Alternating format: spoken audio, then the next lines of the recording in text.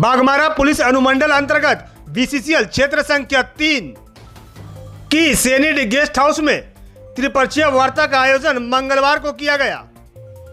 बताते चले कि रैयतों को उनका हक दिलाने की मांग को लेकर यह वार्ता बीसीसीएल के महाप्रबंधक के द्वारा बुलाई गई थी। इस वार्ता में धनबाद सांसद डुल्लू महतो, बाघमारा अनुमंडल पुलिस अधिकारी पुरुषोत्तम कुमार और बीसीसीएल एरिया 3 के महाप्रबंधक सुधाकर प्रसाद शामिल थे। जैसे ही वार्ता शुरू हुई, सांसद डुल्लू महतो ने hill top energy private limited outsourcing company के प्रबंधक कौशल पांडे को बैठक से बाहर जाने को कहा। इसके बाद माहौल तनावपूर्ण हो गया। काम करवाना बात करनी है क्या?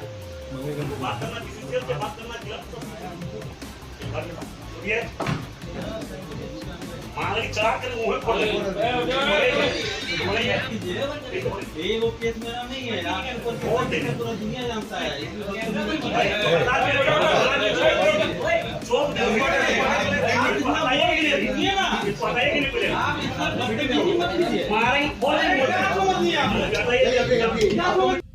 माहौल तनावपूर्ण होने के बाद दोनों पक्षों के बीच तीखी नोकझोंक होने लगी। इसी दौरान सांसद डुल्लू महतो ने कथित रूप से थप्पड़ मारने की कोशिश की, जहां मौजूद कतरास थाना प्रभारी आशित कुमार सिंह ने बीच बचाव कर मामले को टाल दिया। घटना के बाद कंपनी के प्रबंधक कौशल पांडे को बैठक कक्ष से बाहर कर दिया गया, जिसके बाद वार्ता आगे बढ़ सकी। इसके बावजूद रैयतों को अब तक न्याय नहीं मिल पाया है और वे अब भी अपने अधिकारों की प्रतीक्षा कर रहे हैं। बताते चले कि हिल टॉप आउटसोर्सिंग कंपनी में 9 जनवरी को आउटसोर्सिंग कंपनी में वर्चस्व बनाने को लेकर दो पक्षों में जमकर बवाल हुई थी, जिसमें बम गोली भी चले थे। कई वाहनों को आग के हवाले कर दिया गया था। यहां तक कि बाघमारा एसडीपीओ पुरुषोत्तम कुमार सिंह भी इस घटना में बुरी तरह घायल हो गए थे। वहीं त्रिपक्षीय वार्ता में एक चौंकाने वाली घटना सामने आई है। इस वार्ता में एक ऐसा युवक भी शामिल था जो कारी यादव प्रकरण मामले में अभियुक्त है। इसके बावजूद बातचीत का हिस्सा बनाया गया, जिससे प्रक्रिया की निष्पक्षता पर गंभीर सवाल उठ रहे हैं। वार्ता के दौरान मौजूद पत्रकारों द्वारा घटना की रिकॉर्डिंग की जा रही थी।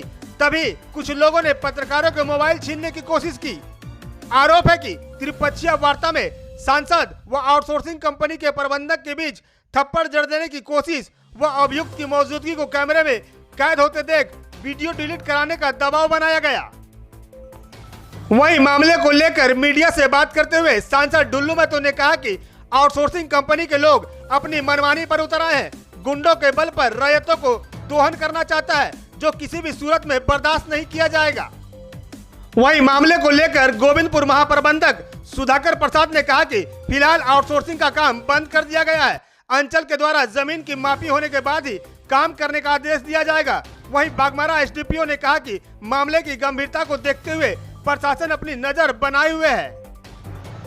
दूसरी ओर प्रशासन और बीसीसीएल के अधिकारियों के आश्वासन के बावजूद रैयतों में अब भी असंतोष बना हुआ है, क्योंकि उनका कहना है कि उनकी मांगों को अभी तक गंभीरता पूर्वक नहीं लिया गया है।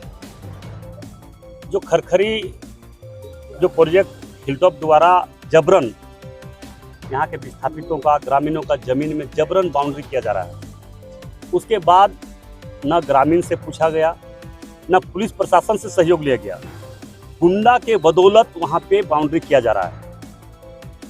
कई बार गोली और बम चलवाया, जिसका सरासर दोषी हिलटॉप के डायरेक्टर और उनके दो जो इर्द गिर्द में रहने वाले लोग हैं, उन लोग हैं।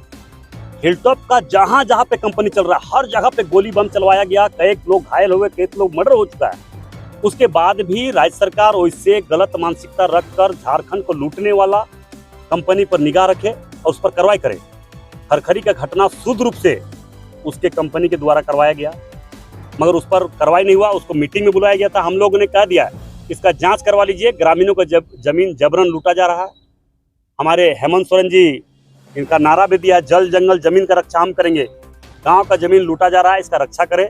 हम यही चाहेंगे, राज्य सरकार से आग्रह करेंगे मुख्यमंत्री जी से, ऐसे कंपनी जो सिर्फ और सिर्फ गुंडागर्दी करने का काम कर रहा है, वैसे कंपनी पर कार्रवाई करे। किसी भी कीमत पर गुंडागर्दी नहीं चलने दिया जाएगा, ये मैं विश्वास के साथ कह रहा हूँ। नहीं, कोई नहीं, हिलटॉप से मेरा क्या मतलब है, वो तो सीधे रूप से क्रिमिनल है। वो गुंडा है।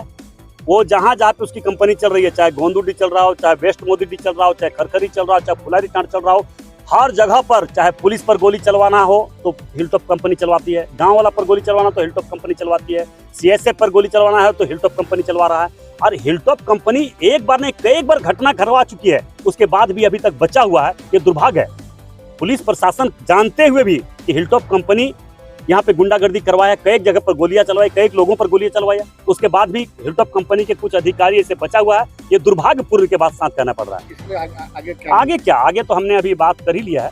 किसी भी कीमत पर बिना नापी किए और बिना चिन्हित किए जमीन, रैयत का जमीन जबरन नहीं लूटनी। समाधान निकला कि अभी वर्तमान में काम स्थगित होगा।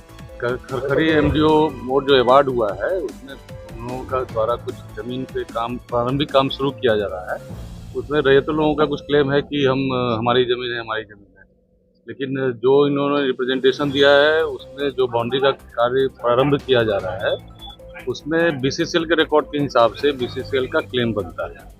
लेकिन ये मीटिंग हुई सांसद महोदय की अध्यक्षता में, नेतृत्व में, और हम लोगों ने ये निर्णय लिया है कि अगर इस तरह की क्लेम है तो सीओ ऑफिस से इसकी नापी कराने के पश्चात जो प्रोग्राम होगा उसको आगे बढ़ाया जाएगा। स्थिति नहीं बनी हुई है। बीसीसीएल के साथ अभी बैठक हुई है, बैठक में बहुत चीजों पे अभी चर्चा हुई है, उस पर आगे हम लोग काम कर रहे हैं। जमीन का पुनः नापी का बात हुआ है तो वो नापी वगैरह के लिए अनुरोध किया जा रहा है वरीय पदाधिकारियों के पास, और विशेष रूप से इसमें अब बीसीसीएल के जीएम साहब आपको ब्रीफ करेंगे। ठीक। वहीं इस घटना के बाद पत्रकारों में रोष व्याप्त है और इस तरह की दबाव की राजनीति की निंदा की जा रही है।